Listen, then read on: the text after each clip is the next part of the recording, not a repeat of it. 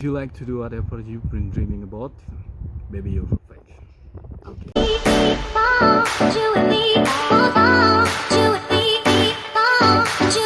Warahmatullahi wabarakatuh. Jumpa lagi di PXT Parent Story. Kali ini kita akan bincang-bincang kepada narasumber kita, salah satu penerima atau awardee dari beasiswa BGF. Teman-teman, yang pertama adalah perkenalan diri dulu. Silahkan memperkenalkan diri. Oke, terima kasih.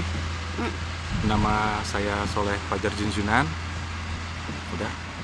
Apalagi? Kerjanya di mana? Oh ya, saya kerja di LAPAN.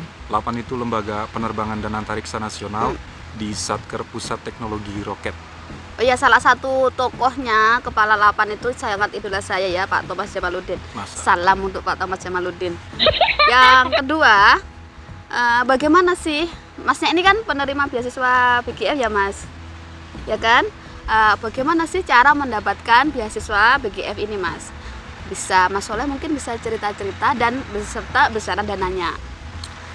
Oke, sebelum mulai ke situ ya, mungkin aku mau cerita dulu. Jadi, aku ini kan kerja di lembaga penelitian. Kalau lembaga penelitian itu kan mirip-mirip sama dosen lah. Jadi, kalau misalnya kita nggak sekolah sampai S3 gitu, kalau nggak sampai Ya, nggak apa-apa selesai, itu nanti karirnya tuh mentok gitu biasanya. Nah, kemudian pada beberapa tahun yang lalu itu, mengingat usia saya yang sudah tidak remaja lagi gitu ya, masuk 30, jadi ya mau nggak mau kayaknya itu adalah kesempatan untuk sekolah lagi, maksudnya udah waktunya buat sekolah.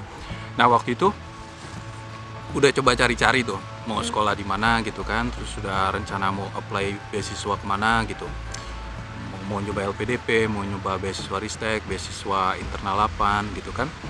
Terus sampai akhirnya satu ketika di tengah perjalanan itu ada namanya itu Pak Romi Octavianus Bura. Beliau adalah dekan dari Universitas Pertahanan. Waktu itu kemudian ngasih informasi ke saya gitu.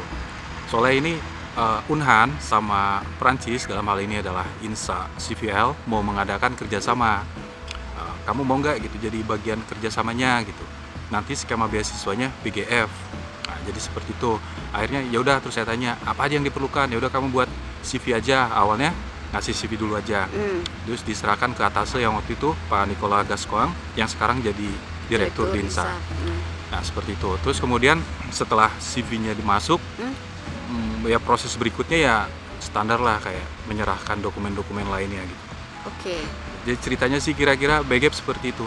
Tapi kalau misalnya buat teman-teman yang, kalau itu kan saya kan jalurnya ada yang ngasih tahu ya, maksudnya ada yang ngasih tahu kemudian merekomendasikan. Nah, kalau teman-teman yang misalnya pengen kuliah di Perancis, itu sebenarnya bisa akses ke kampus FONG Indonesia.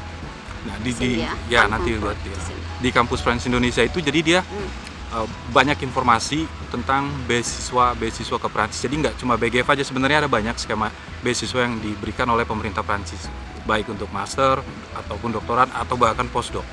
Seperti itu, nanti bisa dicek di sana. Tapi kalau pesan saya sih yang penting, kalau niatnya pengen sekolah ke luar negeri yang bahasanya itu bukan bahasa Inggris, itu harus benar-benar siap dalam mempersiapkan bahasa gitu. Kalau misalnya contohnya, kalau misalnya kayak kuliah ke Perancis gitu, sebelum mencari beasiswa itu alangkah baiknya belajar bahasa Inggris dan belajar bahasa Perancis gitu. Ya. Nah, kalau niatnya memang mau ke Perancis. Jadi BGF itu tidak ada syarat bahasa Perancis ya Mas? Ada. DELF berapa? Kalau untuk kasus saya memang waktu itu saya minta ke profesor karena saya belum bisa bahasa Perancis. Kasusnya minta ke profesor untuk kayak dibuatkan surat, tidak apa-apa, sementara ini belum bisa bahasa Perancis, nanti setelah sampai di sini belajar gitu. Tapi kalau kenyataannya sebenarnya persoalan bahasa itu kan esensial ya. Jadi masalah bahasa itu bukan cuma sertifikat kemudian itu bisa kita dapat beasiswa atau enggak cuma itu aja, tapi itu adalah sesuatu yang diperlukan. Misalnya bahasa Inggris nanti buat baca jurnalnya, buat menulis, bahasa Prancis buat kehidupan di sini dan lain sebagainya. Jadi itu perlu disiapkan dengan matang gitu. Seperti itu. Oke, besaran dananya berapa Mas? Bisa untuk hidup di sini atau gimana? Ya kalau misalnya nggak bisa untuk hidup di sini ya saya nggak kesini sih. Oke, fine. Berapa besaran dananya? Kalau untuk master, kalau yang saya tahu itu sekitar mungkin 800-an kali ya, 850 kalau untuk master. Kalau untuk doktor ya 1060 euro 1060 euro per bulan. Oke. Ya untuk single itu cukup ya, sangat-sangat cukup. Ya. Oke, pertanyaan berikutnya, Mas. Tadi sudah dijelaskan ya kenapa masuk ke BGF karena ada rekomendasi. Nah, waktu itu jadi mengeliminir nih pertanyaan saya yang ketiga, mengapa memilih Prancis? Tereliminir sudah atau mau ada argumen lain? Bukan argumen. Enggak kan sebenarnya dari awal itu memang udah niat mau nyari sekolah. Terus sudah nyari-nyari beasiswa juga kan waktu itu. Cuma karena ada tawaran itu ya udah gitu kan. Pencariannya tidak diteruskan gitu. Seperti itu. Tapi selain daripada itu sebenarnya Prancis juga negara yang menarik, terutama kalau untuk di bidang saya. Di bidang saya kan di bidang combustion gitu, pembakaran, background saya aerospace engineering. Prancis itu negara yang udah punya fondasi yang sangat kuat. Dan banyak industri pesawat terbang juga ya di di sini. Prancis ini ada ada Airbus, terus di sini juga ada di kota Bourges ini bahkan juga ada MBDA, ada Roxel, ada Nexter, industri-industri yang berkaitan dengan hal-hal di bidang saya di sini banyak gitu. Dan riset yang ada di Prancis ini udah cukup lama ya, udah banyak sekali para tokoh-tokoh ilmuwan besar yang dari Prancis gitu. Dan Prancis itu terkenal jago dengan matematiknya katanya. Pas kita mau memilih lanjut kuliah di dalam negeri atau di luar negeri itu sebenarnya kedua pilihan itu ada sisi positif dan sisi negatifnya sih. Kalau misalnya kita mau memilih misalnya kuliah di dalam negeri itu bagus karena kalau riset S3 itu kan dia membangun fondasi riset gitu. Jadi sebetulnya kalau semakin banyak orang yang melakukan riset S3 di Indonesia itu akan membangun riset di Indonesia, yang mana kita juga tahu bahwa Indonesia ini kan sementara ini ya dari segi ilmu pengetahuan masih ketinggalan, dan dalam konteks yang lebih luas sebenarnya dalam mengelola negara itu kan butuh ilmu, dalam hal apapun juga butuh ilmu. Jadi memang harus di push gitu riset di Indonesia itu, termasuk riset doktoran tadi gitu. Nah tapi memang kekurangannya juga ada, ya karena ahlinya masih belum banyak gitu kan.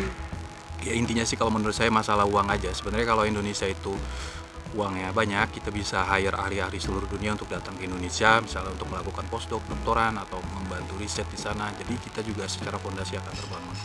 Idealnya seperti itu. Kalau di bidang saya masih sedikit sih Mas, ini alat instrumen yang ada di Indonesia. Beda sama di Prancis kan. Ya. Kalau di luar negeri itu kalau sisi positifnya itu juga banyak. Misalnya kita bergaul dengan orang yang kita tidak biasa bergaul dengannya, itu juga bagus.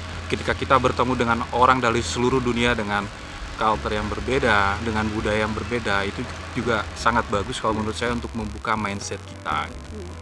Terus yang kemudian kan karena tadi itu posisi kita yang sudah dalam posisi yang mengejar gitu ketinggalan, tentu belajar di luar negeri juga bagus supaya kita bisa melihat culture di sini itu seperti apa sih, misalnya kok gaya riset mereka tuh seperti apa, kok mereka bisa maju dan sebagainya, terus apa saja yang mereka kerjakan, tren kedepannya seperti apa, itu juga kan bagus sebenarnya untuk Indonesia. Jadi idealnya sebenarnya memang ada yang di Indonesia, ada yang di luar gitu. Nah tugas pemerintah kalau boleh sih ngasih saran, jadi memanage itulah gitu kan, mengatur itu, transfer informasi knowledge idealnya itu seperti apa gitu.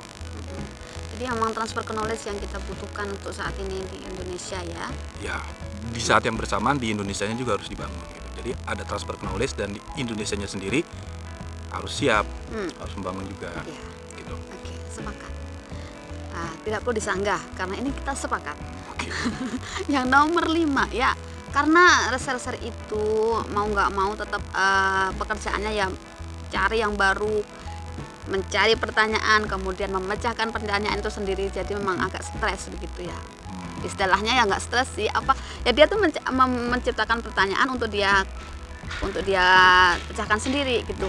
Menurut Masnya, apa sih pentingnya link di dunia penelitian ini?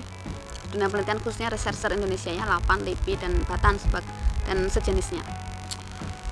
Gini ya, kalau misalnya kita pengen maju gitu, artinya punya mimpi, sebenarnya memang nggak bisa sendiri-sendiri. Konsep yang sekarang dikembangkan oleh pemerintah itu kan ABG, Apa itu? akademisi, business and government. Oh, iya, iya, Jadi iya, itu. memperkuat sisi akademisinya, yang kemudian nanti dihilirisasi di bisnis gitu, artinya risetnya itu bisa dikembangkan lebih lanjut. Terus kemudian ada sisi pemerintah yang mengatur seperti itu. Nggak bisa peneliti itu misalnya kerja sendiri, dia buat sendiri, ya nggak ada poinnya dalam tanda kutip gitu ya, buat apa gitu ya, tentu butuh link gitu. Belum lagi kan masalah keterbatasan sumber daya, kayak misalnya di Indonesia riset memerlukan riset pesawat terbang. Misalnya pesawat terbang dia membutuhkan wind tunnel. Kalau setiap tempat yang melakukan riset itu membangun wind tunnel kan mahal, kita bisa sharing lab misalnya, jadi ya tetap link itu perlu gitu sih. Oke ya teman-teman, tadi ini memang edisi agak berat ya saya. Masa Agak berat ya teman-teman, semoga ini bisa dipahami gitu ya. Inilah gaya-gaya researcher ya. Kalau di sini teman-teman, setiap univ itu memang bekerjasama sama industri dan pusat studi. Yang di Indonesia tuh masih sangat jarang gitu ya. Misalnya UGM bergabung dengan Batan atau Lapan atau LIPI dan universitas-universitas lain. Nah di sini itu semacam ada langsung ya ke pusat studi juga, ke industri juga. Mungkin ke depan semoga Indonesia lebih baik. Oke, sebelum kita akhiri perbincangan yang menarik ini, ada pesan-pesan moral dari Mas Soleh untuk pejuang beasiswa di Indonesia. Silakan Mas Soleh. Ya, terima kasih. Kalau pesan-pesan sih mungkin mirip-mirip sama yang udah disampaikan sama orang-orang lain gitu ya.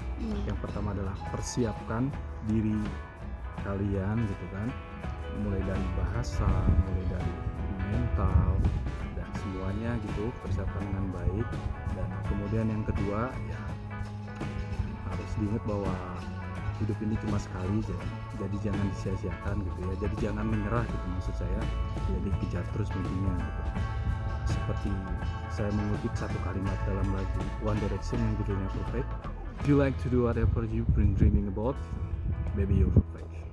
Oke. Artinya sudah tahu sendiri ya. Terima kasih Mas Soleh untuk diskusinya yang sangat padat, jelas dan bermakna ini. Jangan lupa like, subscribe dan komennya ya. Bisa follow Instagram Mas Soleh di sini. Oke. Terima kasih. Wassalamualaikum warahmatullahi wabarakatuh. Sampai jumpa di next video.